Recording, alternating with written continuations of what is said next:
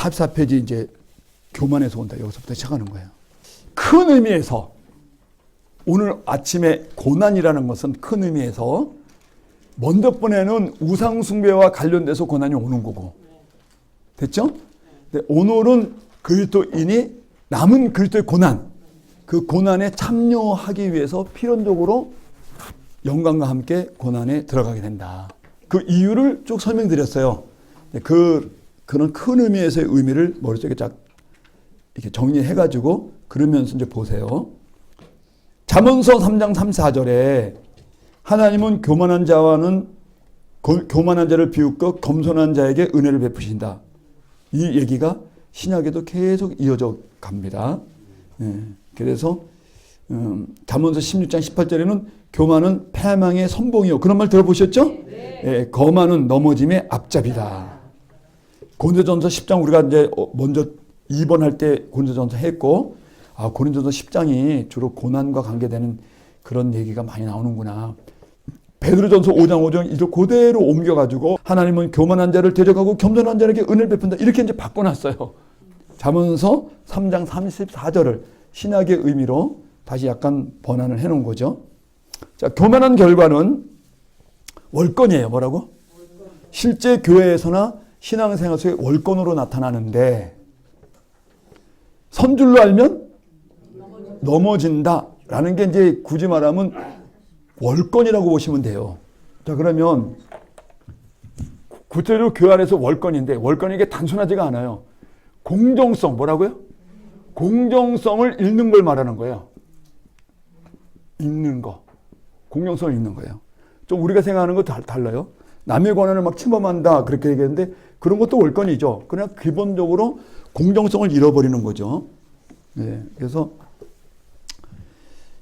이게 하나님 앞에서 자꾸 원망을 하게 되면은 신앙적인 그런 불신앙에 자꾸 자기가 이제 빠지게 되고 그러면 어떤 모든 면에서 공정성을 잃게 되면서 교만한 자리에 간다. 월권을 자꾸 가정에서, 사회에서, 교회 내에서 또 자기 자신에게도 자꾸 월권이 일어나는 거예요. 여러 가지 형태. 고린도서 10장이 또 나오는데 고린도서 10장에서 이스라엘 백성이 광야에서 생활할 때 약속의 땅으로 인도하시는 과정 속에 하나님을 믿지 못하고 자꾸 시험하셨죠. 그래서 10장 9절에 보면 하나님을 시험하고 10절에 보면 원망하다가 멸망을 받았다. 그런 말이 나와요. 지금 성경 공부는 안 하고 있습니다. 여러분 좀 어느 정도 알고 있기 때문에. 근데 그걸 그 뒤에 11절에 가서 교만한 이라고 나와. 그러면 성경 연구를 통해서 우리가 안 것은 하나님을 시험하는 거 봐요. 시험하는 게 하나님을 원망하는 거야. 그렇죠? 그러면 이 원망을 하게 되면은 그다음에 이걸 갖다가 교만하다 그래. 뭐라고? 교만. 이걸 갖다 하나님은 대적을 하셔. 기뻐하지 않는다는 거지. 불신앙의 모습이죠. 그렇죠? 불신앙. 불신하는 건 하나님 무조건 안 믿는다 그런 개념이 아니고 하나님이 온유해서 우리가 배워서 온유할 때 배웠어요. 하나님께서 가나안 땅으로 인도하신단 말이에요. 그렇죠? 기독교인들에게 영생으로 인도하는 거랑 같은 거죠. 영생으로 인도하시는 과정 속에서 하나님께 대한 믿음, 뭐라고? 하나님께 대한 믿음이 손실돼. 믿음이 약해진다거나 하나님에 대해서 기대하거나 하나님을 소망하는 힘들이 끊어져. 그럴 때 이제 불신앙이야, 이게. 하나님 아예 안 믿는 것도 불신앙이지만 그런 개념보다도 신앙인들한테는 믿음이 약해져. 근데 이게 왜 약해지냐? 주로 이제 세상에 대한 염려. 뭐라고? 세상에 대한 염려. 그 다음에 세상에 대한 염려. 그 다음에 재물에 대한 탐심. 성경을 이제 연구해보면 그래요. 우리 다 이제 연구하려면 시간 너무 많이 가니까 이 얘기를 이제 씨 뿌리는 비유에서 예수님이 말씀하시지. 씨 뿌리는 비유에서 세상의 염려와 재물에 대한 욕심 때문에 하나님의 씨앗이 기운이 막혀. 자라다가 마저 자라지 못하고 열매를 맺히지 못했느니라. 아니 돌짝밭은 땅에 뿌리지는 않았지. 근데 가시덩굴 밭에서는 뿌려졌지. 그러니까 신앙인들이라고 볼 수도 있는 거야. 근데 이제 신앙인들이 자꾸 염려해서 재물 탐심 때문에 이게 약해져. 비례가 되는 거예요. 그러면 여기에 대한 이걸 갖다가 다른 말로 우상숭배라고 그랬어요. 우리가 우상의 개념으로 보면 재물관 여기에 대해서 자꾸 제가 욕망에 가는 거는 우상의 노선이란 말이에요. 이런 걸로 인해서 하나님이 갖고 있는 야훼 신앙에 대한 정확한 하나님의 뜻을 우리가 자꾸 이해하지 못하게 되고 분별력을 잃어버리게 되면 원망을 하게 돼. 그 원망과 시험, 이걸 시험한다 그래 하나님한테. 하나님은 어떻게 시험하지? 하나님은 누구한테 시험을 받지 않으시거든. 그렇죠? 근데 원망을 받으면 하나님 시험 받는 거야. 하나님은 어떻게 시험해? 하나님 누구한테 시험 당하지 않으시지. 온전하시고 완전한 지혜를 갖고 계신데. 근데 원망을 당하시면 시험 받으셔 하나님. 그런 거는 하나님 싸하지 기분이. 그걸 교만이라 그래 다른 말로. 이런 도식이 성경을 통해서 우리가 알아낼 수가 있는 거예요. 자, 됐어요. 44페이지 이제 45페이지 와서. 그래서 월권이라는 것은 자리 바꿈, 자기 위치를 파악하지 못하는 것인데 성경에서는 절대 조심하라고 경고한다. 교만은 하나님의 뜻에 순종하지를 못하면 남을 무시하고 독선과 오만에 빠진다. 하나님은 구원받은 자녀들에게 이 교만을 용납하지 않으신다. 자, 성경에 교만의 결과로 월권에 빠지면 하나님은 즉시 하늘의 군대를 대항하신다. 휘페르, 초과했네? 휘페르? 파네스, 빛이야. 그래서 자기 빛을 넘치게 했어 이 말이야. 이걸 교만이라고 번역을 했네. 교만한 자는 당시에 바울의 사상으로 봐서는 자기를 드러내는 거지. 밝게 자기를 드러내는 거. 빛처럼. 빛과 같이 자기를 밝게 넘치게 드러낸다. 그런 자들을 하나님은 반대하는데 타소가 군대를 모집한다는 뜻이에요. 징집한다. 하나님께서 군대를 모집해서 반대하고 대적한다 이게. 그런데 반대로 그러나 은혜를 베푸시는데 디돔이 준다는 거야. 그분께서 주신다. 누구들에게? 타페이노는 이게 뭐냐면 페이노라는 게 던지다, 떨어뜨리다. 근데 타가 이게 아래쪽이에요. 자기를 아래쪽에다가 내던지는 사람. 원문 그대로 하면. 하나님은 자기 자신을 밝게 넘치게 드러내는 사람들을 군대를 모집해서 대항하고, 그 다음에 반대로 자기 자신을 낮은 곳에다가 쳐놓는 거야. 낮은 곳에 쳐놓는 사람들을 은혜를 주신다. 디돔이. 교만의 결과에 월권에 빠지면 하나님은 즉시 하늘의 군대를 모집해서 그 사람을 대항한다라고 돼 있어요. 우리말 성경을 원문대로 읽으시면요. 하지만 겸손한 자에게는 은혜를 베푸신다는 거예요. 그래서 아직 베드로전서 덮지 말고 놔두세요. 계속 읽을 거니까. 그래서 성경에서 말하는 겸손은 사람들을 대하는데 얌전한 태도를 말한 것이 아니고 하나님에게다가 권능의 손에 순복하는 걸 말한다. 5장 6절 읽어보세요. 5장 6절. 하나님의 손에다가 자기를 맡기는 거야. 순복하는 거. 자, 온갖 근심과 염려를 송두리째 주님께 맡긴다는데 원문에는 거기 써 있어요. 피프토라고 돼 있어. 뭐라고? 에피리프토라고 돼 있어. 내던지는 걸 말하는 거야. 나 자신 염려가 돼. 염려되는 걸 그 염려를 어디에 더 던져? 하나님께다가 휙 내던져. 송두리째 자기의 근심과 염려를 송두리째 하나님께 내던져버려. 내던지는 것이야. 그러면 하나님은 때가 이르면 그를 높여주신다. 여러분, 신앙인들은 아까 오전에 얘기했듯이 기본적으로 고난의 패키지로 들어가요. 그때 세상으로부터 오는 여러 가지 근심과 염려가 있게 돼 있어요. 그때 그것을 하나님이 이미 세상을 이기셨다. 그래서 계속 베드로서라든가 야고보서라든가 에베소서라든가 골로새서 보면 예수 그리스도의 위치를 말해주는 거예요. 예수 위치가 만물과 세상보다 위에 있다, 아래에 있다. 이미 위에 계셔가지고 얘들을 복종시키고 지배하고 계신다? 이게 모든 교회론에 매번 나오는 거예요, 먼저. 왜? 기독교인들은 하나님과 예수님과 함께 세상 일에 동참을 하게 됐잖아. 세상에 동참하다 보니까 우리가 동참하고 있는 그 하나님과 예수님이 세상에 비해서 어떤 분인지를 알아야 된단 말이야. 근데 그분들이 세상에서 진 사람들이야. 세상과 마귀와 이 땅에 있는 영적 권세나 세상에 있는 돈이나 물질이나 이런 모든 세상의 세상에 돌아가는 이런 세상 이치에 그분들이 지배당하고 있다거나 이기지 못해서 졌어. 그 사람을 우리가 따라가는 거 아니잖아. 그 얘기인 거야. 그들이 하나님과, 그래서 예수님 교회론 나올 때마다, 우리 고난 얘기할 때마다 꼭 성경 보세요. 얘기할 때마다 그 앞에 예수님의 위치를 꼭 말을 해요. 그게 바울의 의도예요. 예수님의 위치가 어디냐? 만물과 세상의 위에 계신다. 그들을 지배하고 계신다. 그러니까 너희가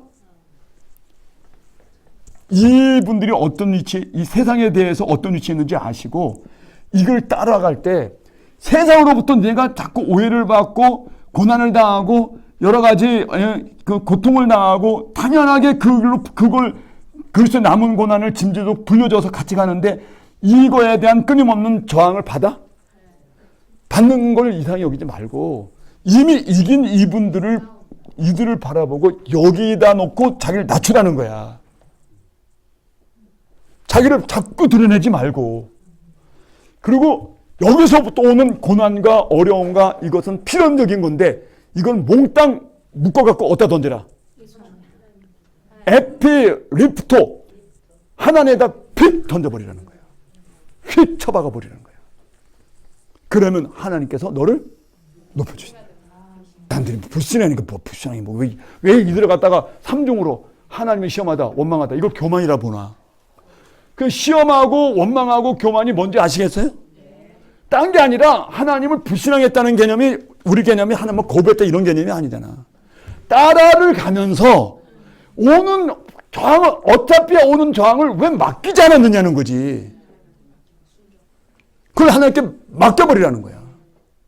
그러면 그걸 갖다가 겸손한 자라 그래. 근데 안 맡기면 교만한. 그걸 월권이라는 거야. 맡기세요. 못 맡기는 걸 교만이라 했던 거예요. 베드로전서 5장 8절에 아까 덮지 말라 했어. 그랬더니 못 맡겼더니 어떻게? 5장 7절에 못 맡겼잖아. 내 던져라 맡겨라 그랬는데 못 맡기니까 두루 도나다니는 너희 대적 마귀가 으렁대는 사자에서 먹이를 찾아 삼킬 자를 돌아다닌다. 안 맡기는 자들은 교만한데 이 교만한 자들을 찾아다닌다는 거야. 삼키려고. 그래서 그 사람의 믿음을 쓰러뜨려서 그 사람 영혼을 빼앗아 가려고. 교만한 자를 찾아다니는 거지 뭐 딴 게 못 찾아다니는. 이사야서 29장 11절에 너희들에겐 봉안책이다. 참 이해하세요. 하나님께 맡기지 못하는 사람들, 교만한 사람들한테 다 봉안책이야 이게. 예. 하나님의 영이 임함이 없으니 하나님의 예언의 말씀에 도대체 관심이 없다는 말을 그렇게 했어요. 이사야서는 이제 대개 1이사, 제2이사, 제3이사야 그러는데 이사야는 바벨론 포로 전과 그 다음에 바벨론 포로 중간 요게 다 섞여 있어요. 그러니까는 하나님의 영이 그들에게 임하지 못하고 성전 제사를 잘못 드리고 우상에다가 예물을 드리니까 하나님의 영이 그들에게 교제가 일어나지 않죠. 교제가 일어나지 않잖아. 그러니까는 도대체가 봉안책이야. 하나님의 말씀은. 관심이 없어. 그럴 때 사람한테는 지혜가 사라져. 뭐사? 영적인 지혜가 사라져. 그럼 무지하게 돼. 거기서 고난이 오는 거야. 다음 패러그래프에 어두운 가운데서 감쪽같이 행하는 일들을 29장 15절에 읽어보세요. 거기 읽어보세요. 15절 그 밑에 있어요. 11절 읽었으니까 15절 읽어보세요. 뭐라 그래요?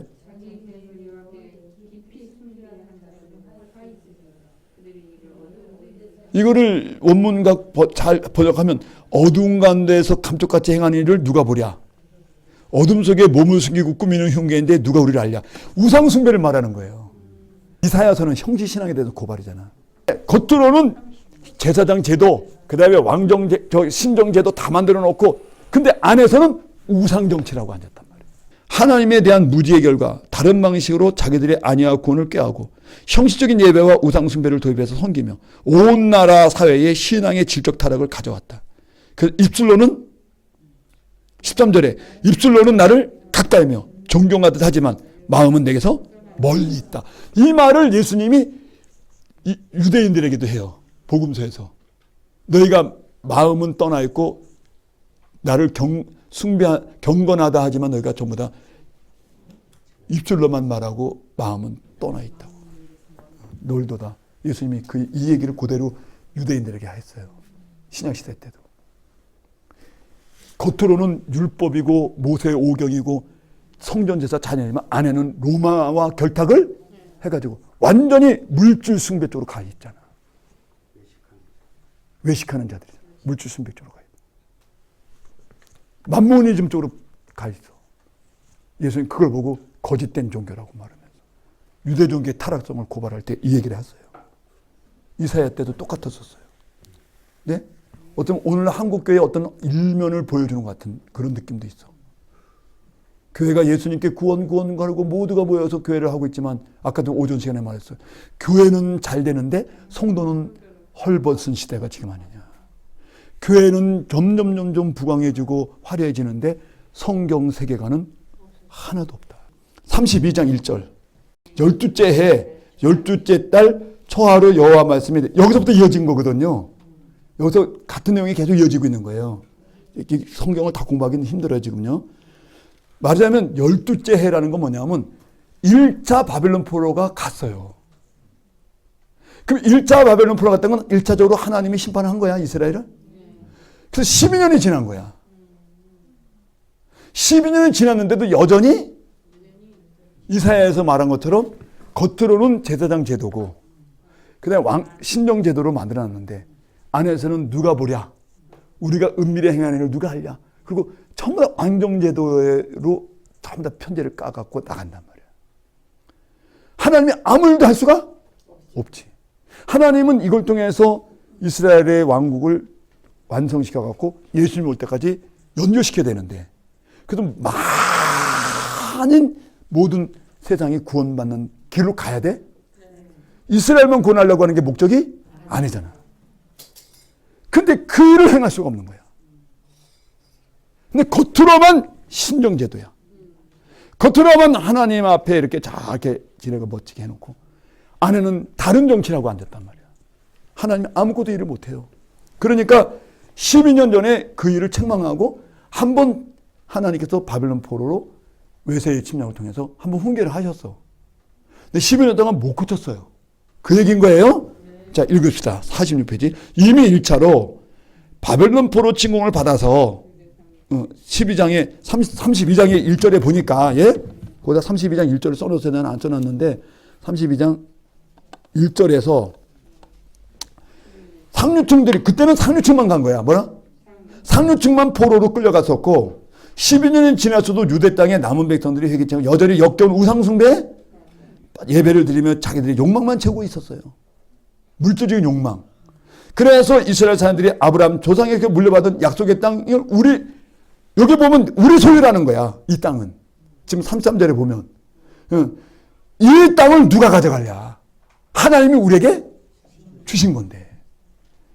우리의 소유라며 결코 하나님이 이 땅의 소유권을 다른 나라에 넘겨주지 24절을 다 같이 24절 읽으세요. 자, 여호와의 말씀이 에스겔에게 임하여 인자야 에스겔아 이스라엘이 항폐한 땅에 거주한 자들이 말하기를 아브라함은 오직 한 사람이라도 이 땅을 기업으로 얻어서 하나님이 이 땅을 아브라함한테 우리에게 기업으로 주셨으니 다른 나라에 넘겨주지 않을 거다. 그러니까 좀 우상 숭배한다고 한들 하나님 우리를 버리지 않는다. 그러면서 자만했다.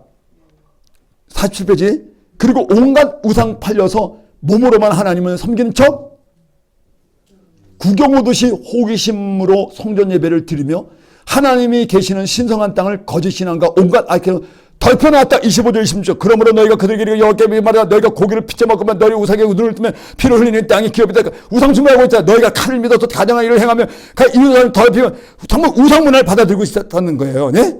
예, 그래서 내가 내 삶을 두고 하나님 맹세하노니 항무지에 있는 자에게 칼을 엎드리고 심판하겠다는 거야 지금.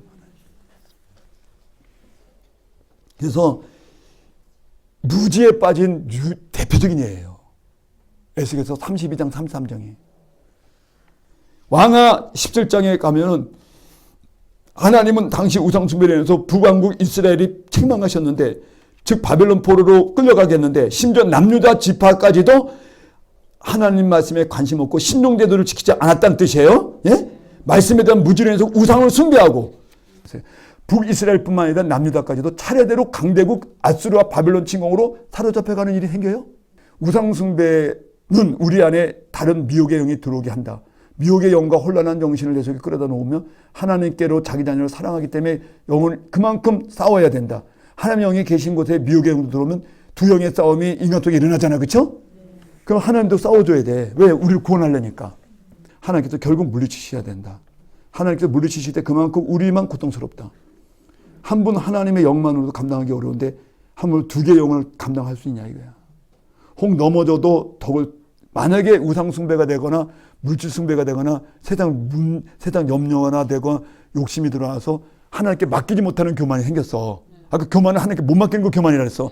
못 맡기는 교만이 생겨서 내가 무지에게 빠졌을 때는 넘어졌어도 덕을 높이 쌓고 질적으로 믿음의 기도 생활을 더 많이 하셔야 돼. 이게 엄두서 목사님이 그래. 타고날 때 개성이 강한 사람일 때. 엄두서 목사님 하신 말씀이 개성이 강하고 주체가 강할수록 굉장히 이런 시험이 많대요. 교만한 시험이.